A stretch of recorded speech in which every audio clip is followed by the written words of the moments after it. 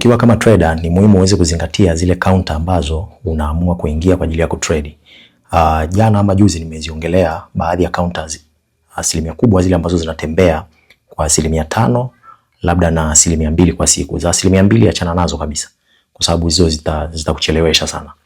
Unakuta siku nzima mambo yote yako sawa, inapanda kwa 2%.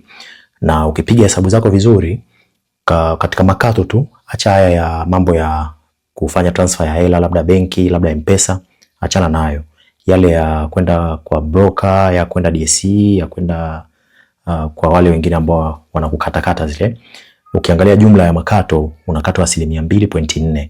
Sasa 2.4, ukiweka ya kukatwa wakati unanunua na ya kukatwa wakati pia unauza, kwa sababu makato ni yale yale, ukijumlisha zote unapata kitu karibu kama 5%. Tukisema roughly ni 5%. Ukiweka na yale makato ya kwenye simu, labda ni M-Pesa, labda ni Mixx by Yas au mtandao mwingine wote ambao unatumia, unajikuta unakatwa mpaka karibu 7% ama 8%. Kwa hiyo kwa counter ambayo inatembea 2% kwa siku, ina maana siku 4 nzima ambazo utakuwa labda umehold na inapanda kwa 2%, ina maana hizo siku 4 zote ndio umeweza kurudisha ile hela yote ambayo umekatwa, bado hujapata faida hata senti moja.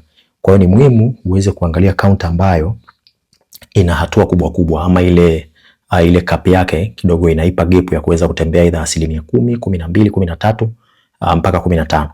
Na unapokuwa unaweka order yako pale, unahakikisha umeingia kipindi ambacho bado ile market forces zipo positive, kiasi kwamba zinasukuma bei kwenda juu, kipindi ambacho demand bado ni kubwa. Kwa sababu pia tukumbuke kitu kimoja, counter ambayo inatembea sana kwa maana ya 15% kupanda, ni hivyo hivyo pia na kwenye kushuka. Kwa hiyo inaweza ikawa inapanda 15% ukaifurahia, lakini pia ukumbuke kwenye kurudi na yenyewe pia inaweza ikawa inarudi asilimia hizo 15, inaweza ikarudi 9%, inaweza ikarudi 10%.